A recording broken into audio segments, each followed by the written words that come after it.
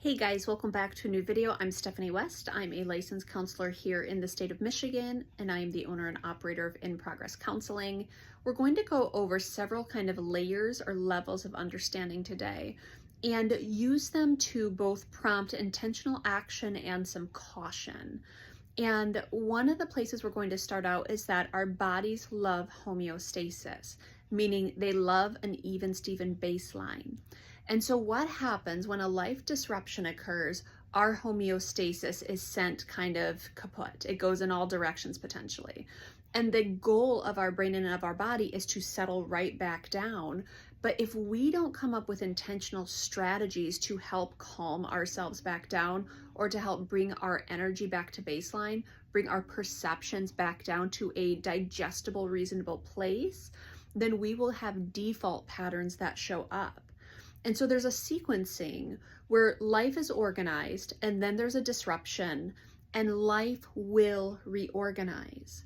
But in the reorganization, that's where we have some choices. Because if we don't pick intentionally how to bring ourselves back to baseline, if we don't pick intentionally how to reorganize, we're going to have default patterns that show up. And they often show up by way of coping strategies and defense mechanisms.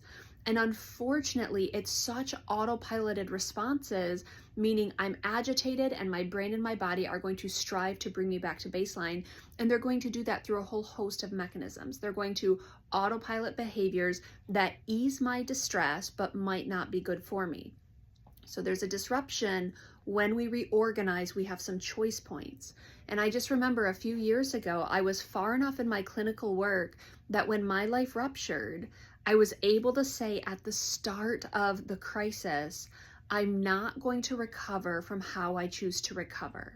Meaning, I'm not going to bring something in right now that causes temporary relief if I'm going to have to recover from it later. So I'm not going to pick up a habit or a vice to take the edge off this pain, because otherwise down the road, future stuff is going to have to disentangle from that vice or from that substance. And so then it's like, okay, well then what do I want to do? Because my body is going to desperately cry out for homeostasis. It's going to want to come back to a baseline that's tolerable. So for me, there were several things. There were some, I would say, coping strategies that definitely showed up, but I strove to make sure that they were appropriate and they were things that helped me process energy. So for me, boxing was a huge one. I would be 5:30 in the morning at Title Boxing, typically 4, 5, 6 days a week, just going, ham on the punching bag, processing energy, processing anger, processing confusion. I would be in therapy every single week, just lamenting and crying and confused and planning and organizing. I would make sure I leaned into connection with friends. I would make sure that I didn't kind of, fold into myself. It was so painful, but I knew if I folded into myself, now I have defensive strategies showing up and I'm going to lean heavily on coping mechanisms, whether it's drinking, whether it's substance use, whether it's inundating myself with food, whatever it is, zoning out. I knew that's where I was headed, because when there's a disruption, there is going to be a reorganization, and it's going to happen with or without our consent, which means we want to use our voice in that. We want to pick strategies that are helpful and healthful. We want to do things that aren't going to kind of wreak havoc on our life. And yes, disruptions are painful, but they're often the catalyst for new choices and new behaviors. Think of an alarm clock going off in your life.